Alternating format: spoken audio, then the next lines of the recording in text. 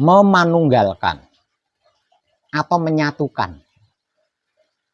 Memanunggalkan atau menyatukan satu otak atau satu pikiran, memanunggalkan atau menyatukan satu hati atau satu batin, memanunggalkan atau menyatukan satu kelamin atau syahwat dengan diri kita, itu gampang.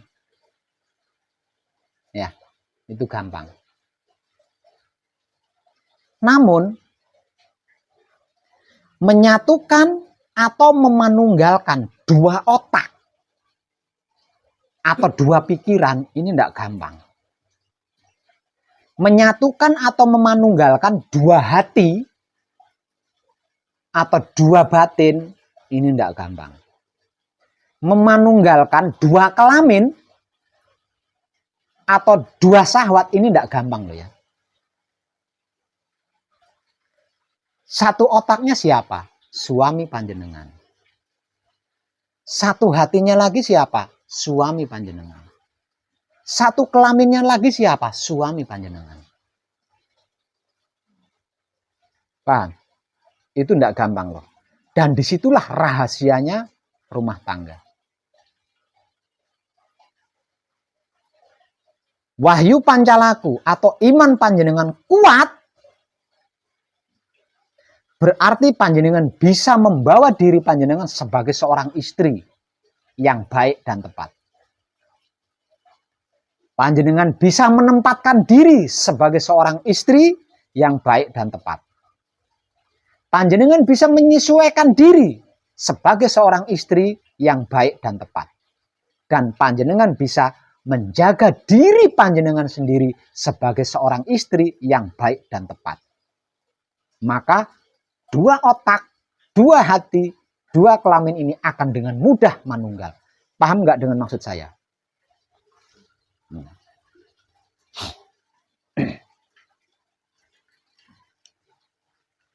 Manunggal, yang istilah lainnya adalah kawin atau nikah. Kawin, nikah, manunggal, ini arti maksudnya sama. Ya. Dua hal jadi satu. Ya. Tentang dua hal menjadi satu.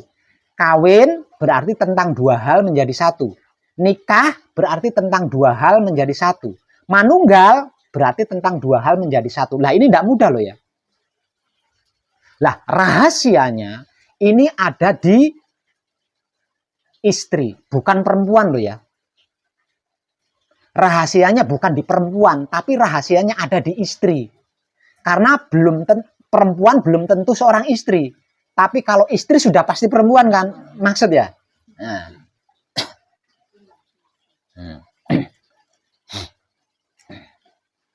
Lah rahasianya di sini. Tentang keselamatan dan keberhasilan seorang suami ini ada di istri. Ya. Keselamatan dan keberhasilan seorang anak juga ada di istri. Ya. Ada di istri. Kalau suami panjenengan memiliki spiritual hakikat hidup, panjenengan bisa langsung yes. Bisa langsung yes. Tapi kalau suami panjenengan tidak memiliki laku spiritual hakikat hidup, nah ini kan bergantung sama panjenengan loh ini ya. Ini bergantung sama panjenengan.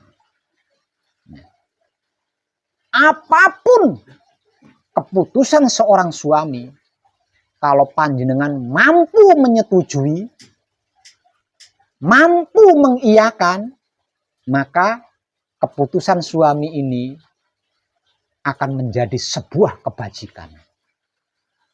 Apapun tujuan suami panjenengan, kalau panjenengan mampu menyetujui, mampu mengiyakan, sehingga panjenengan rela mendoakan, apapun tujuannya akan menjadi tujuan yang berkebajikan. Paham ya? Betapapun egoisnya suami panjenengan, ya. Ya.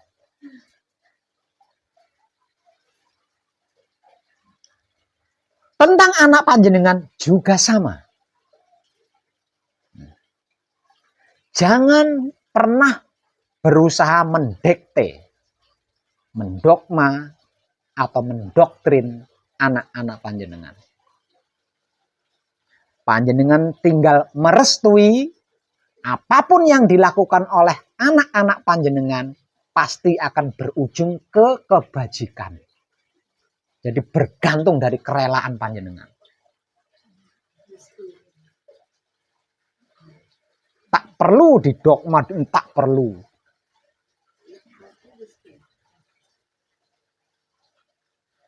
Kalau contoh dari saya, wahai anakku,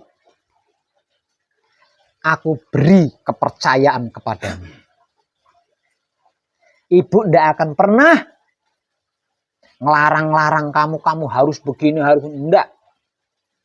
Ibu percaya kamu tidak akan mengecewakan ibu. Lakukan apa yang menurutmu benar. Doa ibu menyertaimu.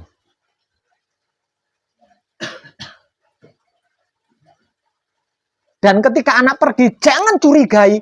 Ini sudah setelah seperti itu loh ya. Setelah seperti itu, anak keluar rumah, jangan curigai.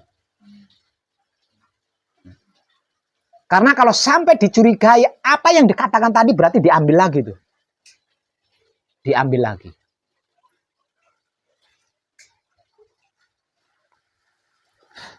Jadi kamu harus sekolah sampai ini agar supaya kamu jadi ini. Tak perlu. Karena apa? Karena kerelaanmu sebagai seorang ibu itu yang akan menuntun dia ke puncak kesuksesan. Yang akan mengarahkan dia ke puncak kesuksesan adalah kepercayaanmu sebagai seorang ibu. Sama, suaminya juga sama. Keputusan apapun yang diambil, tujuan apapun yang dia punya, setujui. Agar panjenengan bisa gampang mendoakannya. Nah kalau dia keluar, jangan kau curigai. Kalau kau curigai berarti kau ambil lagi tuh. Keputusan tadi itu sudah kau ambil lagi. Seorang istri bisa melakukan dua hal ini kepada suami dan anaknya, silahkan buktikan sendiri. Silahkan buktikan sendiri. Seegois apapun suami panjenengan, sepecundang apapun suami panjenengan, tetap akan mengarah ke kebajikan.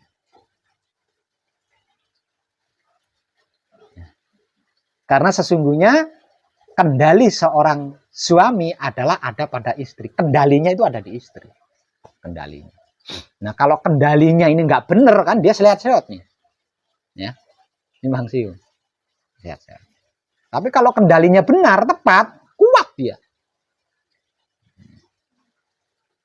Sedang bepergian, lewat di depan diskotik, berhenti. Wajar kan? Berhenti. Tapi dia ingat sama istrinya nih tadi. Nggak jadi dia.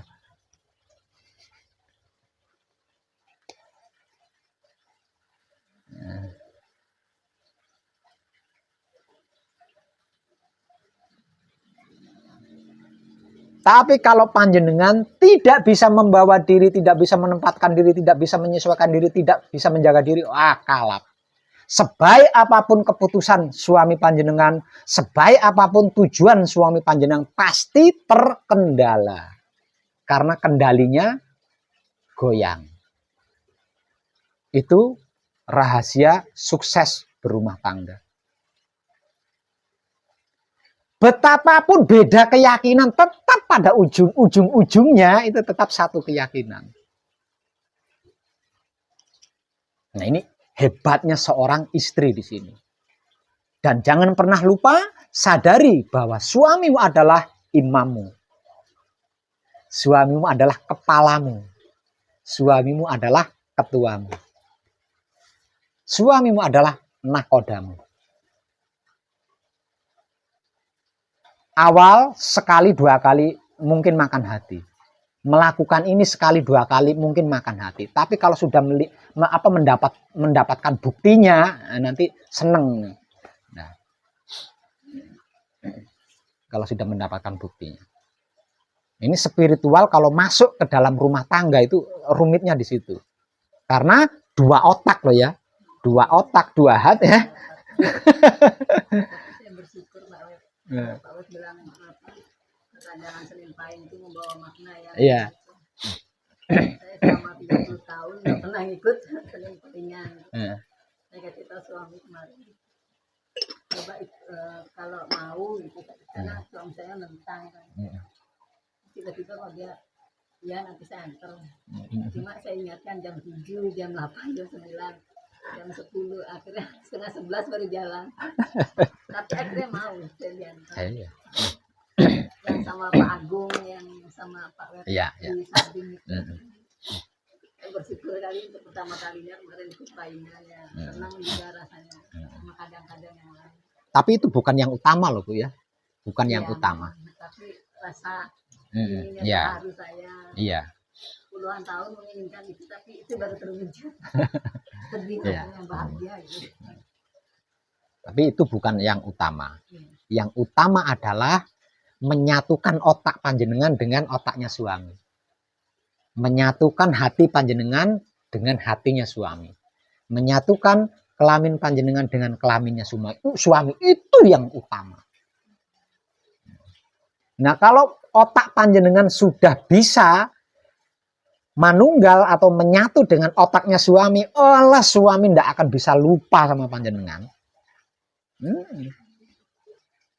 Tahu kemana arah saya ngomong ya? Saya mengikuti video tak web, saya ikut. Apa yang cakap saya ikut. Jadi. Apalagi kalau panjenengan sampai berhasil menyatukan hati panjenengan dengan hatinya suami. Jadi yang punya kewajiban menyatukan otaknya itu bukan suami. Karena dia imam loh ya. Jadi imam itu egois banget. Enggak mengikuti dosa. Ini imam. Egoisnya seorang imam kan di situ. Nah akhirnya kan ya sehingganya kan yang harus berusaha kan makmum nih. Ya kan makmumnya yang harus berusaha kan, yang harus berusaha menyesuaikan imam ini tadi. Nah itu gambarannya seperti itu. Jadi yang wajib memanunggalkan itu bukan suami memanunggalkan otaknya dengan otaknya istri itu enggak, tapi istrinya. Tentang hal ini orang-orang bijak mengatakan di balik lelaki sukses pasti ada wanita hebat di belakangnya. Nah, wanita hebat yang dimaksud itu ya seperti yang barusan saya katakan ini tadi. Maka orang-orang bijak kan enggak menceritakan wanita hebat yang dimaksud itu yang seperti apa sih gitu loh. Wanita hebat yang dimaksud adalah wanita-wanita yang berstatus istri dan memiliki kerelaan menyatukan otaknya dengan otaknya suami. Menyatukan hatinya dengan hatinya suami. Itu yang dimaksud daripada wanita hebat. Jadi tak perlu didektan, tak perlu. Kalau otak panjenengan sebagai seorang istri ada di otaknya suami, ndak akan pernah lupa suami panjenengan sama panjenengan. Artinya ndak akan berkhianat, ndak akan mengkhianati panjenengan. Apalagi sampai bisa menyatukan hati panjenengan dengan hatinya suami. Oh keren. Lah ini juga sama. Harus terjadi kepada anak-anak panjenengan loh ya. Harus terjadi pada anak-anak panjenengan. Simpel kata, beri suami panjenengan kepercayaan, beri anak-anak panjenengan kepercayaan. Lalu kepercayaan yang panjenengan berikan kepada suami dan anak, ini dorong dengan doa. Dorong dengan laku, kalau bahasa awamnya doa kan. Nah kita kan sedang laku, berarti harus kita dorong dengan laku. Oh, tidak akan mengalami kendala apapun suami panjenengan, tidak akan mengalami kendala apapun anak-anak panjenengan. Semuanya akan terselamatkan, berhasil mencapai kesuksesan, dan ujungnya adalah kebajikan. Artinya satu iman dengan panjenengan. Gitu.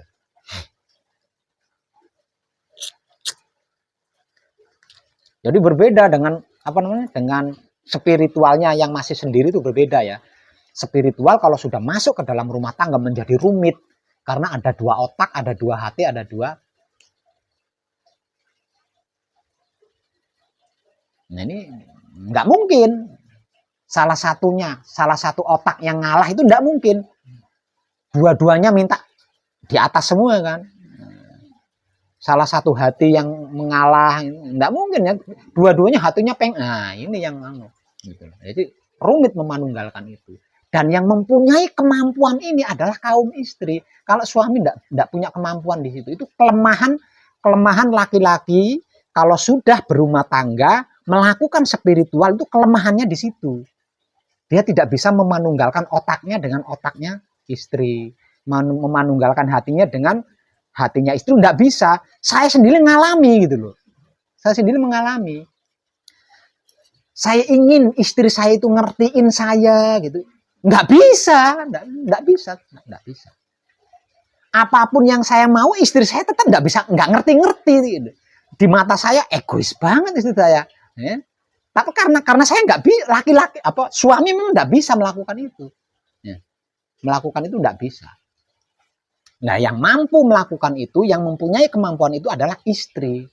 Jadi selama ini justru istri saya yang berusaha memanunggalkan otaknya dengan saya itu. Gitu. Dan selama otaknya istri saya ada di otak saya, itu saya nggak bisa macem-macem. Yang saya rasakan itu seperti itu gitu loh. Makanya saya bisa ngomong. Makanya saya bisa ngomong.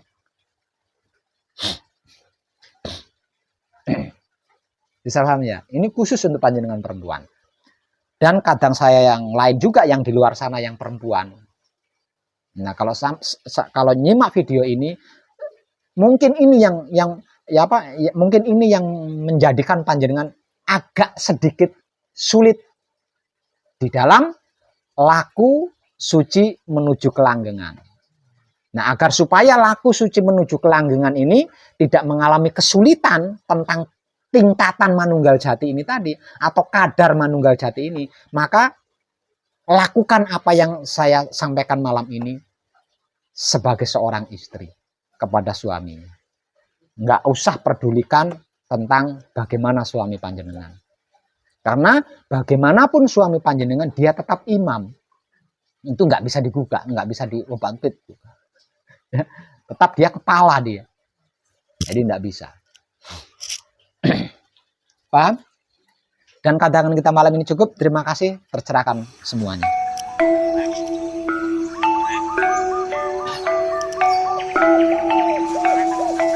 Sekali lagi.